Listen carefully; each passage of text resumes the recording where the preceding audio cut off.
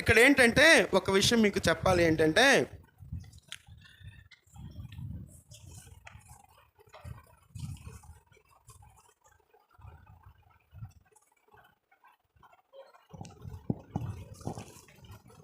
Yes, దేవుని గురించి మనం చూసాం, మనిషి గురించి మనం చూసాం. మనిషిని దేవుడే సృష్టించాడు అనే మాటను మనం చూసాం. మన పోలిక చొప్పున మన స్వరూపమందు దేవుడు సృష్టించాడు. ప్రతిరోజు దేవుడు మనిషితో సంబంధాన్ని కలిగి ఉన్నాడు, ఫెలోషిప్ని కలిగి ఉన్నాడు. ప్రతిరోజు తనతో మాట్లాడేవాడు. మన ఫోర్ ఫాదర్ అవ్వ ఆదాములతో మాట్లాడుతూ ఉండేవాడు. ఒకరోజు ఏం జరిగిందంటే, ఇప్పుడు మనిషి ఏం చేశాడంటే, దేవుడు వచ్చినప్పుడు దాక్కున్నాడు, హైడ్ అయ్యాడు. ఎందుకు హైడ్ అయ్యాడంటే, పాపం ఎంటర్ అయింది. పాపం అంటే ఏంటంటే, బైబిల్ ఇచ్చే డెఫినేషన్ ఏంటి అని అంటే, ఆజ్ఞ అతిక్రమమే పాపం. ఆజ్ఞ అతిక్రమమే పాపం. జాగ్రత్త వినండి, ఆజ్ఞ అతిక్రమమే పాపం. ఎప్పుడైతే దేవుడు ఒక కండిషన్ పెట్టాడో, మనిషికి దేవుడు స్వేచ్ఛనిచ్చాడు. ఆ స్వేచ్ఛను ఇచ్చి ఒక కండిషన్ పెట్టాడు. కండిషన్ పెట్టిన తర్వాత ఆ స్వేచ్ఛను దుర్వినియోగం చేసుకోవడాన్ని బట్టి పాపం వచ్చింది. ఇక్కడ రెండు విషయాలు నేను చెప్పాలి. ఒకటి, ఈ పాపం అసలు యూనివర్స్లోనికి ఎలా వచ్చింది, ఈ పాపం అసలు మనిషి హృదయంలోనికి ఎలా వచ్చింది, ఈ పాపం ప్రపంచంలోనికి ఎలా వచ్చింది అని అంటే, దేవుని దగ్గర ఉన్నటువంటి ఏంజిల్స్లో ఒక ఏంజిల్ ఏం చేశారంటే, నేను ఇందాక చెప్పాను కదా, దేవదూతలైనా మనుషులైనా దేవుని స్వరూపంలో ఉన్నప్పటికీ, అన్ని విషయాలు సంపూర్ణంగా పుణిగిపుచ్చుకున్నప్పటికీ దేవుని స్థానాన్ని ఆక్రమించలేడు. కానీ ఒక ఏంజిల్ దేవుని స్థానాన్ని ఆక్రమించాలనుకున్నప్పుడు దేవుడు వారిని నెట్టివేసినప్పుడు అలాగూ దాన్నే మనం లూసిఫర్, సాతాను అని అంటాం. జాగ్రత్త వినండి, ఇక్కడ జాగ్రత్త వినాలి.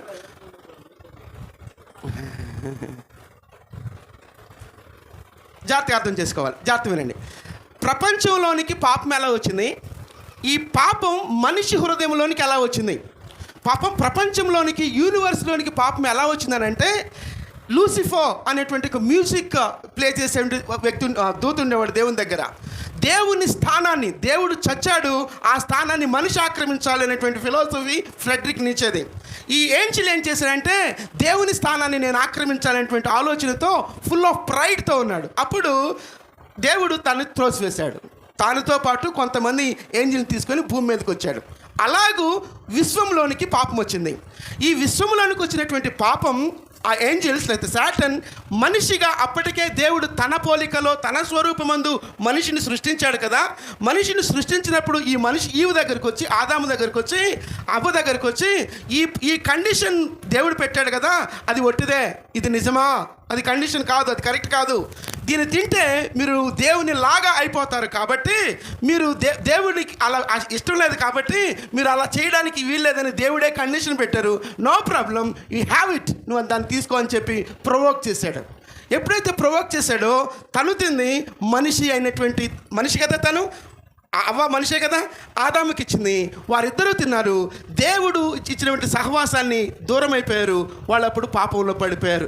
ఎవరైతే పాపం ఉన్నాడో, ఈ మనిషి ద్వారా వచ్చినటువంటి జనరేషన్స్ అన్నీ కూడా, నీవు పాపం చేయకపోవచ్చు, ఆదిమ మానవుడైనటువంటి ఆదాము పాపము చేసిన దాన్ని బట్టి ఆ పాపము నీకు ఆపాదించబడింది. దాన్ని ఇంప్యూటేషన్ అని అంటారు, ఆపాదించబడినటువంటి పాపం అని అంటారు.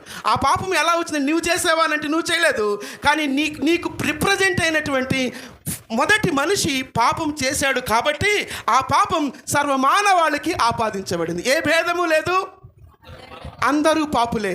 ఏ భేదము లేదు, అందరూ పాపులంటే భూ ప్రపంచంలో ఉన్నటువంటి మనిషి, మానవ జాతి అంతా కూడా పాపంలో పడిపోయింది. Because of the reason eve fallen in the sin. మీకు ఒక డౌట్ రావచ్చు ఇక్కడ, అవ్వ ఆదాం పాపం చేస్తే నాకెందుకు పాపం వచ్చింది సార్, వాళ్ళు చేస్తే తప్పు, దేవుడు వాళ్ళని శిక్షించాలి కదా, నాకెందుకు ఈ శిక్ష, లేకపోతే నాకెందుకు అనొచ్చు. ఉదాహరణకు ఇప్పుడు మొన్న ఒలింపిక్స్ జరిగాయి కదా, మీరు స్టూడెంట్స్ మీరు కరెంట్ అఫైర్స్ అవేర్ అయి ఉండాలి. మీరు ఏదో ఈజీగా తీసుకోవద్దు. మీ కెరియర్ కరెంట్ అఫైర్స్ కొంచెం కాన్షియస్గా మీరు ఉండకపోతే ఇప్పుడు కాంపిటేటివ్ వరల్డ్లో మీరు సక్సెస్ అవ్వలేరు.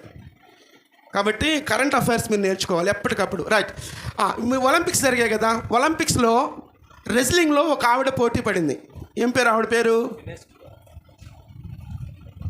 ఆవిడ పేరేంటి? నేను చెప్పను, మీరు తర్వాత తెలుసుకోండి. ఒక ఆవిడ పోటీ పడి 100 గ్రామ్స్ ఎక్స్ట్రా ఉన్న దాన్ని బట్టి ఆవిడ 50 కేజెస్ ఈవెంట్ల నుంచి ఆవిడ బయటకు వచ్చింది. ఆవిడ అలా అయిన దాన్ని బట్టి యావత్ భారతదేశం అంతా కూడా చాలా బాధపడింది. భారతదేశం అంతా కూడా ఆవిడ సపోర్ట్ చేసింది. కష్టపడింది ఆవిడ, రిజెక్ట్ అయింది ఆవిడ. నీకెందుకు బాధ?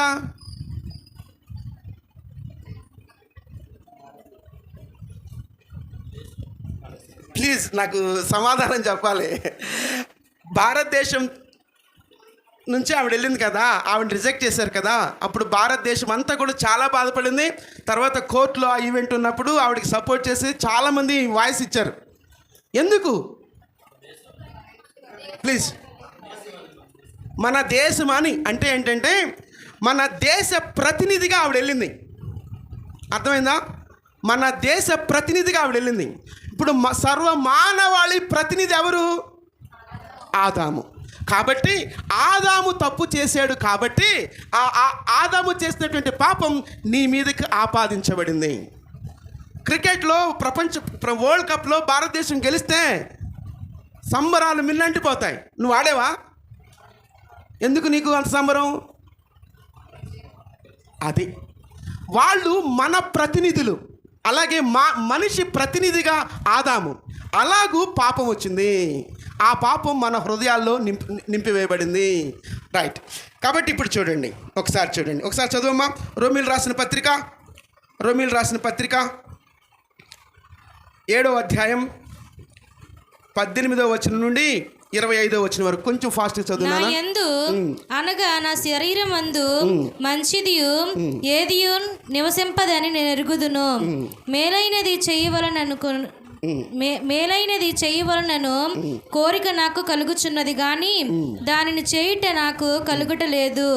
నేను చేయగోరు మేలు చేయగోరని కీడు చేయుచున్నాను. జాగ్రత్త వినండి. ఇప్పుడు ఇక్కడ జాగ్రత్త వినాలి. మీరు ఈయన ఒక పెద్ద ఫిలాసఫర్, ఈయన అపోజిట్ పౌలు అంటారు. ఈయన నాకు మేలేంటో తెలుసు, కీడేంటో తెలుసు, నాకు మేలు చేయాలని తెలుసు, కీడు చేయకూడదని తెలుసు, కానీ చెయ్యవలసిన మేలు చేయకుండా చెయ్యకూడని కీడు చేస్తున్నాను. కాబట్టి నా శరీరంలో పాపపు నియమం ఉంది అని అంటాడు. నేను అడుగుతున్నాను, ఇలాంటి నియమం మీలో ఉంటే, ఇలాంటి నియమం మీలో ఉందా? నాలో ఉంది. అర్థమవుతుంది నాన్న నేను చెప్పేది?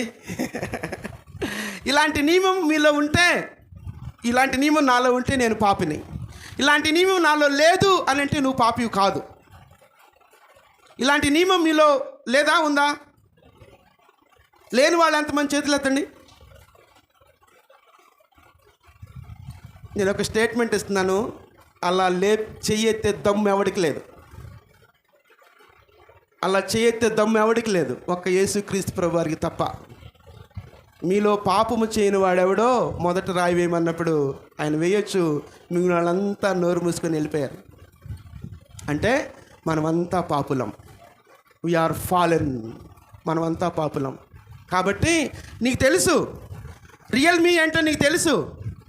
4 గోడల మధ్య నువ్వు ఎలా ఉంటావో నీకు తెలుసు. నలుగురిలో నువ్వు ఎలా ఉంటావో తెలుసు. కానీ 4 గోడల మధ్య నువ్వు ఉండే నిజమైన స్థితి అదే రియల్మీ. నలుగురి మధ్య నువ్వు ఉండే నీవు రియల్మీ కాదు. 4 గోడల మధ్య ఎవరు నన్ను వాచ్ చేయట్లేదు, ఎవరు చూడట్లేదు అన్నది that is your real personality. అది నీ నిజమైన వ్యక్తిత్వం. నిజంగా అక్కడ నేను ఏ పాపపు ఆలోచనలు, పాపం నాలో లేదనంటే ఎస్ యు ఆర్ అల్టిమేట్. అలా చెప్పగలిగే దమ్ము ఎవరికి లేదు. అది కాబట్టి మనమంతా పాపులం. కాబట్టి ఇక్కడ ఒక మాటను చూద్దాం. ఒకసారి తీద్దామా? యోహాను రాసిన పత్రిక, యోహాను పత్రిక మొదటి పత్రిక 3వ అధ్యాయం 4వ వచనం. 3వ అధ్యాయం 4వ వచనం.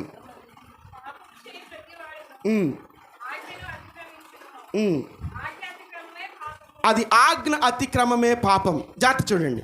ఈ పండు తినిన దినమున మీరు నిశ్చయముగా చచ్చెదరు అన్నప్పుడు ఆజ్ఞ దేవుడు ఒక కండిషన్ పెడితే ఆజ్ఞను అతిక్రమించాడు, పాపం వచ్చింది.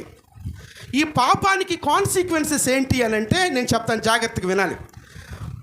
ఆజ్ఞ ఎప్పుడు చాలా చిన్నదిగా ఉంటుంది. Consequences are very dangerous. ఉదాహరణకు మీరు 4 రోడ్ జంక్షన్కి వెళ్ళారనుకోండి, అక్కడ దాన్ని అంటాం సిగ్నల్స్ ఉంటాయి. సిగ్నల్స్ ఏంటి చెప్పండి?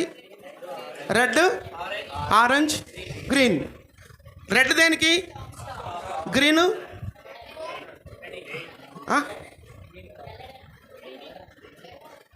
అమ్మా, రెడ్ దేనికి నానా? స్టాప్. వండర్ఫుల్. నెక్స్ట్ గ్రీను వెళ్ళడానికి. Orange ready to go. అంతేనమ్మా? Right. Red, orange, green. Red దేనికి? Orange ready, green go. ఉదాహరణ జాగ్రత్త వినండి. ఇవన్నీ ఆజ్ఞలు, కండిషన్స్ ఇవి. రెడ్ వేసిన వెంటనే ఎవడైనా సరే ఆగాలి. ఆఫ్టర్ ఆల్ చిన్న లైట్ నన్ను ఆపుతుందా అని చెప్పి నువ్వు వెళ్ళిపోయావు అనుకో, ఏమవుతుంది? యాక్సిడెంట్స్ అయితే ఏమవుతుంది? ఏమైనా జరగవచ్చు. చచ్చిపోవచ్చు, కాళ్ళు ఇరిగిపోవచ్చు, చెయ్యి ఇరిగిపోవచ్చు. రైట్. జాగ్రత్త వినండి. ఎప్పుడూ కూడా కండిషన్ ఎప్పుడు చాలా చిన్నదిగానే ఉంటుంది. మీరు ఉదాహరణకు మీరు రన్నింగ్ రేస్ ఉందనుకో, రన్నింగ్ రేస్లో ట్రాక్స్ ఉంటాయి. 1, 2, 3, 4. ఇప్పుడు ఇక్కడ ఉన్నటువంటి వ్యక్తి ఈ ట్రాక్లోనే పరిగెత్తాలి. ఈ చిన్న గీత నన్నేం చేస్తుంది అని చెప్పి ఈ గీతలకు వచ్చేయడానికి ఏమవుతుంది?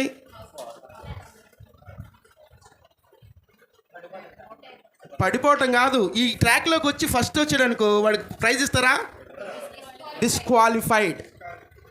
అంటే కండిషన్ ఎప్పుడు చిన్నగానే ఉంటుంది. దాని తర్వాత వచ్చే పర్యవసానాలు వీ కాంట్ రిపేర్. మనం వాటిని సరి చేయలేము. ఇక్కడ జాగ్రత్తగా గమనిస్తే కండిషన్, ఈ పండు తినొద్దు, అది కండిషన్. ఆ పండు తిన్న తర్వాత సర్వమానవాళ్ళు ఇప్పటికీ దాని పర్యవసానాన్ని ఎలా ఖర్చు చేయబడిందనంటే, భూమి ఖర్చు చేయబడింది, ఎలా మన మైండ్ ఖర్చు చేయబడింది, మన హృదయం ఖర్చు చేయబడింది, మన రిలేషన్స్ ఖర్చు చేయబడ్డాయి. దీని గురించి చాలా చెప్పాలి, టైం లేదు కాబట్టి నేను కొంచెం ఫాస్ట్గా వెళ్తున్నాను. ఎందుకు ఈ మాట? అందుకే పాపపు నియమం నాలో ఉందని అన్నాడు. ఎక్కడి నుంచి వచ్చింది అని అంటే ఇక్కడ నుంచే వచ్చింది. యూనివర్స్లోనికి పాపం ఎలా వచ్చింది, మనిషి హృదయంలోనికి పాపం ఎలా వచ్చిందో మనం చూసాం. రైట్. దీనికి ఇలా పాపం వచ్చినప్పుడు ఈ పాపం నుంచి మనం ఎలా బయటికి రావాలన్నప్పుడు అగైన్ ఎవరు ఇనిషియేషన్ తీసుకోవాలంటే దేవుడే మరలా ఇనిషియేషన్ తీసుకోవాలి. నీవు చేసే ప్రయత్నాలను బట్టి నువ్వు దేవుని చేరుకోలేవు. ఎందుకనంటే దేవుడు ఇన్ఫైనైట్ గాడ్, మనము ఫైనైట్ బీయింగ్స్. మనము పరిమితము కలిగినటువంటి వ్యక్తులం. అపరిమితమైనటువంటి దేవుణ్ణి మనం చేరుకోలేము. అపరిమితమైన దేవుడు తానే నీ రూపంలోనికి వచ్చి నీ స్థాయిలోనికి వచ్చి నిన్ను చేర్చుకుంటే తప్ప ఆయన స్థానంలోనికి నువ్వు వెళ్ళవు. అందుకే we are finite being, we are limited people. అందుకే ఒక ఆయన ఏమంటాడంటే, నువ్వు ఎగరగలవు కానీ నువ్వు ఎత్తుకోలేవు అంటాడు. నువ్వు ఎగరగలవు కానీ నువ్వు ఎత్తుకోలేవు. నీ సామర్థ్యం చాలా పరిమితమైనది. అపరిమితమైన దేవుని చేరుకోవాలంటే, మరలా ఈ సంబంధం పునర్నిర్మించబడాలంటే దేవుడే ఇనిషియేషన్ తీసుకోవాలి. దేవుడే ఇనిషియేషన్ తీసుకుంటే తప్ప మరలా మనిషికి దేవునికి సంబంధం పునర్నిర్మింపబడదు. కాబట్టి ఈరోజు మనం 3 విషయాలు ప్రాముఖ్యంగా మనం నేర్చుకున్నాం. మొట్టమొదటిది దేవుని గురించి నేర్చుకునేటప్పుడు 4 బేసిక్ ఫిలాసాఫికల్ క్వశ్చన్స్ గురించి మనం చూసాం. ఏంటి అవి చెప్పండి? నేను ఎవరిని అన్నప్పుడు క్వశ్చన్ ఏంటంటే, నా ఐడెంటిటీ ఏంటంటే, నేను దేవుని స్వరూపంలో దేవుని పోలిక చొప్పున చేయబడిన వాడను. అది నీ ఐడెంటిటీ. నెక్స్ట్, ఎక్కడి నుండి వచ్చావు? ఎవరు నువ్వు అంటే, I am the creation of God. దేవుని చేత నిర్మింపబడ్డాను. అది నా ఆరిజిన్. నా ఆరిజిన్ ఎక్కడంటే దేవునిలో. ఇక్కడ ఏం చేస్తున్నావు? వాట్ ఈజ్ యువర్ పర్పస్ అని అంటే, దేవుని నువ్వు ఆరాధించాలి. దేవుని ఆరాధించాలి. నువ్వు ఎక్కడికి వెళ్ళబోతున్నావు అని అంటే అగైన్ మళ్ళీ దేవుడిని చేరుకుంటావు. అది అల్టిమేట్ డెస్టినీ. అయితే ఆ తర్వాత ఇదంతా ఎలా సాధ్యమనంటే ఈ పాపము నుంచి మనం విడిపింపబడినప్పుడే సాధ్యం. ఆ తర్వాత ఈవినింగ్ సెషన్లో ఇంకొక అన్నయ్య ఉన్నారు, ఆయన వాటిని కంటిన్యూ చేస్తారు. కాబట్టి ఇక్కడ జాగ్రత్తగా గమనిస్తే నీ ఐడెంటిటీ నీకు తెలియాలి, నీ ఆరిజిన్ నీకు తెలియాలి, నీ పర్పస్ నీకు తెలియాలి, నీ గమ్యం ఏంటో నీకు తెలియాలి. కాబట్టి ఇక్కడ నువ్వు తీసుకునే డెసిషన్, నేను క్లోజ్ చేస్తున్నాను, our decisions drives our lifes అన్నాడు ఒక ఆయన. మన నిర్ణయాలు మన జీవితాన్ని నడిపిస్తాయి. Our decisions drives our lifes అన్నాడు. ఇక్కడ నువ్వు తీసుకునే నిర్ణయం నీ డెస్టినీని మారుస్తుంది. ఇక్కడ నువ్వు తీసుకునే నిర్ణయం నీ డెస్టినీని మారుస్తుంది. Our decisions drives our lifes అన్నాడు. ఒకసారి ఆలోచిద్దాం, చిన్న ప్రార్థన చేసుకుందాం.